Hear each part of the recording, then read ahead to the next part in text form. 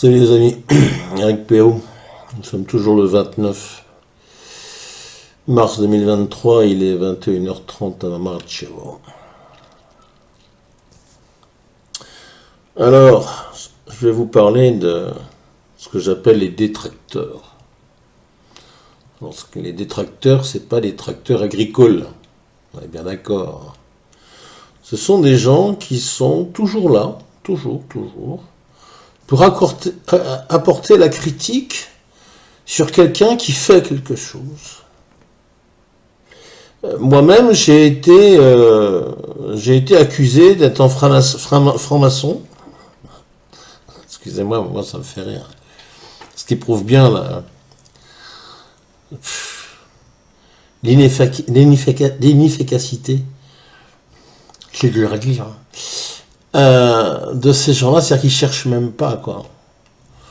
Parce que pour me traiter de franc-maçon, il faut vraiment pas avoir enquêté sur ma vie.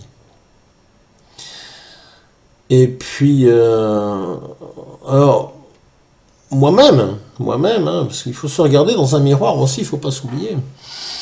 J'ai remis en cause à une époque David Schuller, Gratus Maximus Moncus. J'ai remis en cause Fioril à une époque, c'est vrai, mais ça fait très longtemps. Est-ce que j'ai eu raison? Pas forcément. Pas forcément.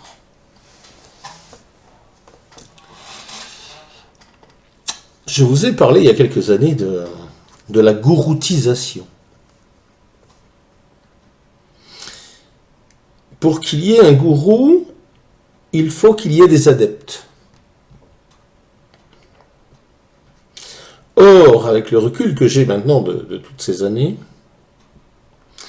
je m'aperçois que dans la majorité des cas, nous n'avons pas un individu qui veut devenir un gourou, mais nous avons des adeptes qui cherchent un gourou, qui cherchent à se placer sous l'aile de quelqu'un en qui ils vont avoir confiance, une épaule solide, un moral solide, une éthique, une parole évidemment. Et ils vont se jeter dans ses bras. Alors pourquoi ils vont se jeter dans ces bras-là? Parce qu'ils n'ont pas la force de s'assumer tout seuls. Ils ont besoin effectivement d'avoir un papa, je dirais quasiment. Oui, c'est un peu ça. On cherche un papa. Alors c'est pas que les femmes, attention, les hommes aussi. Ils cherchent un papa, ils cherchent une autorité, ils ont besoin d'une autorité. Alors à partir de là, si vous voulez, j'en ai déjà parlé, il y a deux types d'individus, je dirais, qui, comme moi, viennent vous parler sur la toile depuis des années. Le premier type d'individu qui va devenir un gourou, non, il y en a trois types, excusez-moi, il y en a trois. Alors, le premier type d'individu, je dirais, c'est celui qui fait tout pour se faire briller, qui fait tout pour se faire remarquer, pour se faire bien voir, etc., parce qu'il a des objectifs. Et ces objectifs, effectivement, c'est d'être admiré, d'être aimé. Souvent, c'est parce qu'il y a eu un manque dans sa jeunesse, je pense.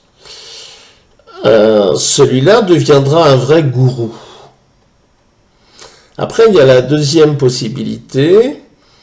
Il y a celui qui ne vient pas là pour être gouroutisé, mais qui, au bout d'un moment, d'un certain temps d'expérience, je dirais, à force de se battre, et à force de s'apercevoir qu'il ne parle qu'à des gens qui sont sourds, ou malentendants, ou mal comprenants, surtout mal comprenants, à un moment, on va se dire, finalement,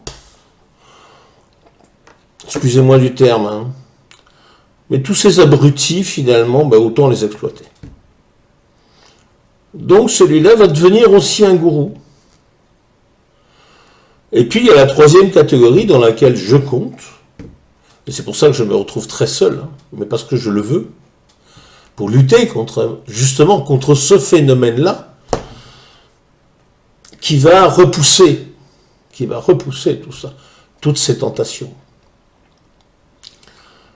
Je ne vous dis pas qu'il ne m'est pas arrivé de ne pas... C'est pas une tentation que j'ai eue, mais à un moment, quand vous vous battez contre une montagne avec une cuillère, vous avez envie de laisser tomber. Et quand vous vous adressez à des gens, quand vous essayez de leur dire des choses intelligentes, de porter la réflexion, et que vous apercevez que vous tombez sur des gens qui sont, pas tous, heureusement, il y a encore de belles humanités, mais il y a énormément de brelots, je suis gentil en utilisant ce mot-là, des gens qui ne sont qu'au premier degré. Ils ne peuvent entendre et comprendre que les choses au premier degré, c'est-à-dire qu'ils ne les interprètent qu'au premier degré. Ils ne vont pas chercher s'il y a un message derrière, s'il y a une réflexion, s'il y a une analyse. Je vais vous donner un exemple, 2 exemples. Je vous en ai parlé l'autre jour d'ailleurs. J'ai fait une vidéo sur Michel Onfray. Michel Onfray, je l'avais démonté effectivement quand il nous avait chié dessus en tant que gilet jaune, et vis-à-vis aussi de sa position sur la vaccination à une époque. Et puis, j'ai vu une de ses vidéos qui m'a plu. Alors, est-ce que, parce que je vais dire que ce qu'il a dit m'a plu, est-ce que je vais devenir un fan de Michel Onfray? Non, pas du tout. Pas du tout. Loin de là. Et pourtant, j'ai des gens qui sont là, qui me disent « Oh là là, Eric, tu m'as déçu. Tu m'as déçu. » Ça, c'est des gens du premier degré. Je suis désolé de vous le dire, les gars. Vous voyez pas plus loin que votre nez. Vous êtes des radicalisés. Vous êtes la faillite de cette potentielle révolution. Voilà. Vous êtes des Robespierre. Vous finirez à la guillotine. Essayez de faire la part des choses. Ça serait bien. De la même façon, je vous ai fait une vidéo sur une intervention de Nicolas Sarkozy que je n'apprécie pas et que je n'ai jamais apprécié. Donc, arrêtez de me faire des leçons. Avant de me faire des leçons, soyez gentils, allez voir mes vidéos sur Odyssée, et vous verrez combien de fois j'ai dénoncé Sarkozy sur la Libye, etc. Même si on me dit que c'est pas de sa faute. Bon. C'est un discours que je peux entendre encore à la limite. Enfin, il a largement contribué quand même. Voilà, faut arrêter. Voilà. Mais ça, c'était un sarkozyste qui m'a dit ça, évidemment. C'est pour ça que je ne me reconnais finalement dans aucune révolution. Quand je vous dis que je suis national-socialiste, vous n'écoutez jamais. Jamais. Personne n'écoute. Personne n'écoute le fait que ce qui m'intéresse dans ce mouvement-là, c'est la partie de 33 à 39, c'est-à-dire la partie sociale, la partie économique, et d'un homme qui a su remonter un pays en 3 ans, 4 ans maximum. L'Allemagne a été redevenue l'Allemagne d'avant, et même encore plus puissante qu'avant. Alors qu'on l'avait traîné dans la boue. Mais ça, vous n'êtes pas capable de le comprendre, ça. Qu'est-ce que je dois utiliser comme autre mot? C'était le national-socialisme. Après, c'est une histoire de guerre. D'ailleurs, j'ai regardé quelques films, là.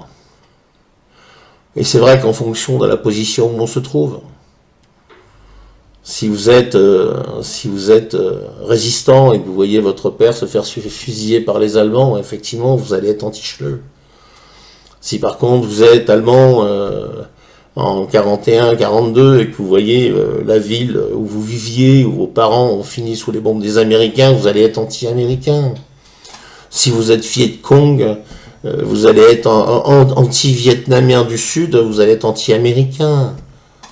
Mais au bout du compte, si on y réfléchit, mais combien l'ont dit, ça vient pas de moi, combien l'ont dit, combien de peuples, de milliards de gens, de tout temps, sont morts dans des guerres, en se battant contre des gens qu'ils ne connaissaient pas, au nom de connards qui se connaissent et qui font la fête ensemble.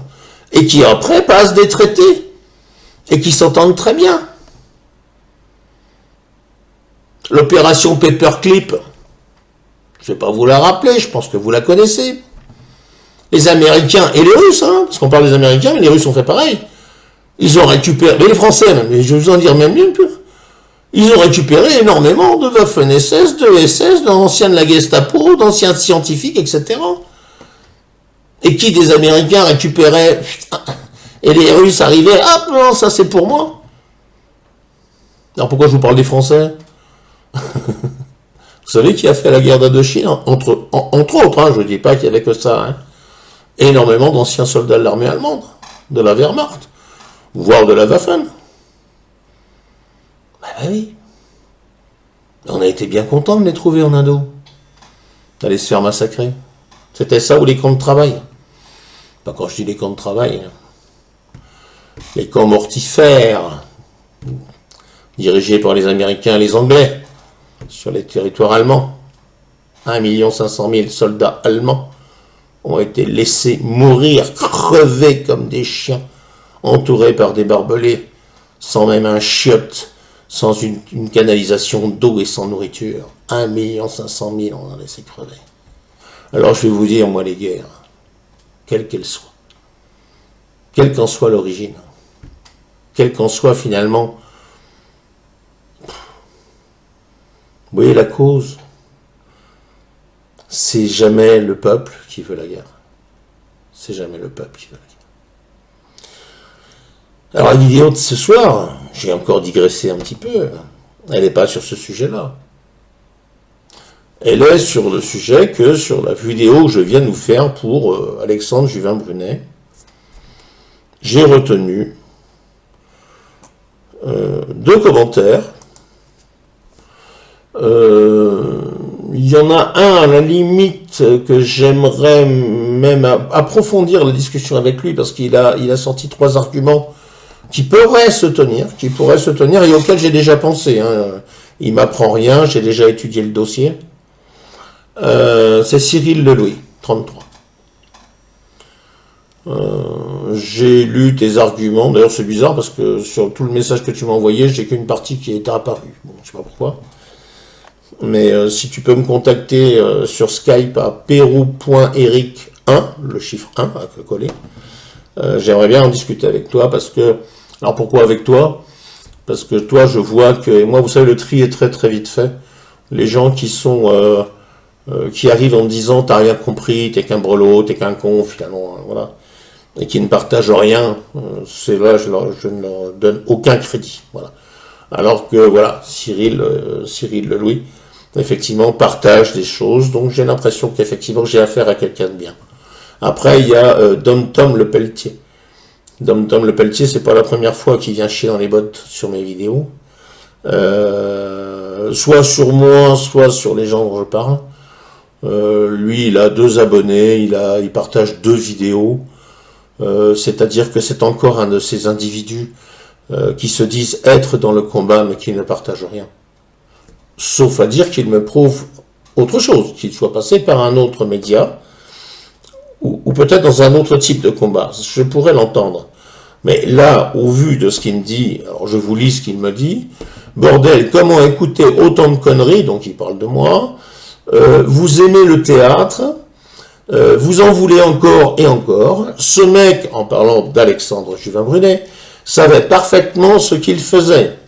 Moi, je l'avais prévenu de ce qu'il faisait, hein, donc je ne peux pas dire que... Voilà. 90 jours de taux, non, 111 jours, déjà tu te trompes. Plus d'1 million d'euros, oui, 1,4 million. Et ça passe crème, hein, même plus besoin de vaseline, trop fort Juvin, Daillet, Juvin, même théâtre. Qu'est-ce que tu fais, toi? Je te signale que Rémi Daillet est toujours en cabane. Alexandre a fait 111 jours de cabane. Toi, tu vas prendre un miroir et tu vas te regarder. Et sauf à me dire que tu vas me contacter sur Skype aussi et me prouver qui tu es et que tu es capable de faire des choses, tais-toi. Comme dit Dieudo, tais-toi à tout jamais. Tu ne représentes rien. Tu ne partages rien. Je ne t'ai pas vu mobilisé sur une manifestation. Je ne t'ai pas vu engagé dans un combat, quel qu'il soit. Donc, s'il te plaît, tes conseils, tu te les mets au cul. Tu vois ce que je veux dire? Tu te les gardes. On n'a pas besoin de toi. Tu ne représentes rien. En l'occurrence, tu ne représentes rien. Voilà. Donc, si vous êtes de cette catégorie-là, avec rien en partage sur YouTube, ni sur les autres médias, si vous avez 2 abonnés, et encore, c'est votre femme ou votre sœur, etc., ne venez pas ramener votre gueule. Voilà. Il y a ceux qui se bougent, qui peuvent se tromper, c'est clair. On n'est pas des êtres parfaits. Je peux me tromper de choix. Il m'est arrivé. Vous savez, il y a eu la grande époque des Gilets jaunes où, effectivement, j'ai eu maille à partir avec un certain nombre de gens qui te ressemblaient un petit peu, qui sont allés démonter à l'époque le Roukmout, Eric machin, etc. Moi, je leur ai toujours dit, et ça, il faudrait quand même que vous l'entendiez, les mecs. Hein. Vous accusez? Ok. Amenez-moi des preuves. Mais des vraies preuves. Pas des on m'a dit. Pas, je pense que... Non, ça m'intéresse pas. Amenez-moi des preuves. Amenez-moi du factuel. Et là, je vais vous dire, vous êtes des bons. Mais en dehors de ça, fermez vos gueules. Voilà. J'ai pas de temps à perdre avec des gens comme vous. Ok? Donc moi, en attendant d'autres éléments, pour moi, je peux me tromper. Alexandre Juvin Brunet est un homme bien. Maintenant, si demain on a appris qu'il s'est barré avec le pognon, je ferai mon mea culpa. D'accord? Mais en attendant, c'est pas le cas. Il a fait 111 jours de tôle, dont une bonne partie en isolement. Donc voilà. Arrêtez. Je ne vous supporte plus. Je ne vous supporte plus. Vous êtes des mécréants. Les mécréants de la toile. Il faut vous dézinguer. Complètement. Vous faites le boulot du système. Vous faites partie du système. Moi. Ah oui. Vous faites le boulot pour le système. Il n'y a aucun souci. Donc voilà. Donc, Dom Pelletier, soit tu m'amènes des éléments concrets, mais pas le fait qu'effectivement Alexandre Juvin Brunet avait monté une société avec reconnaissance faciale. Je connais tout ça. Avec effectivement des parfums, voilà, que ces machines étaient fabriquées même en Israël, tu vois, même Cyril Lelouis, tu vois, il me l'a pas dit. Voilà, ces machines étaient apparemment fabriquées en Israël. Mais vous croyez que je tombe des nues, les mecs? Vous me prenez pour un brelot? Vous croyez qu'à 64 balais depuis le temps que je me bats? Vous croyez que je cherche pas? Vous croyez que je passe 18 heures à 20 heures par jour? Vous voyez, tiens, je suis debout depuis 4 heures du matin, il est 21h48. Il faut encore que j'aille enregistrer cette vidéo. Alors, s'il vous plaît, maintenant, arrêtez de nous casser les couilles, ou alors, vous avez mes coordonnées, mon mail, vous avez tout ce qu'il faut pour me contacter, et si vous avez des preuves, Inch'Allah, je les prends, je les étudie, et si c'est du bétonnage, je peux vous garantir, je serai votre meilleur ami. Par contre, si c'est juste pour me dire, oh, on m'a dit, non, cassez-vous, vous ne m'intéressez pas. Voilà ce que j'avais envie de dire, et je ne suis pas fâché du tout. Parce qu'avec l'expérience, on ne se fâche plus sur des dossiers comme ça. On a juste envie de mettre des mornifles. Vous voyez? Voilà. Bon, allez, c'est pas grave. Bon, allez, j'ai assez causé. 19 minutes que je cause. Putain, il est bavard ce Pérou. Bon, et puis ne lâchez rien. N'écoutez pas non plus tous ces gens qui sont là. Voilà. Demandez du factuel.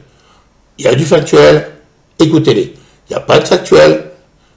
Et même, je veux dire, s'il n'y a pas de factuel, c'est à vous que je demande, à vous qui me suivez et qui suivent d'autres personnes comme moi, de les démonter, ces gens-là, de partir et de nous aider. Venez nous aider à démonter ces gens-là. Parce qu'ils font du mal. On ne sortira jamais de là où on est pour le moment avec des gens comme ça. Jamais. Ils tuent les manifestations, ils tuent les quelques-uns qui essayent de s'éveiller et qui font des choses, quitte à se tromper de temps en temps, c'est vrai. Et alors, qui ne fait rien, comment on dit? qui ne fait rien, n'arrivera à rien. Enfin bon, c'est un truc comme ça. Voilà, je suis fatigué, de toute façon, faut que j'aille me coucher. Je vous embrasse, je vous aime, et puis aimons-nous quand même. Hein. Mais voilà, quand on tombe sur un clampin comme ça, mettez-lui une claque sur la gueule de ma part. Ah non, je vous la rendrai, c'est normal. Si vous me la prêtez, je vous la rends. Non, je rigole. Ciao.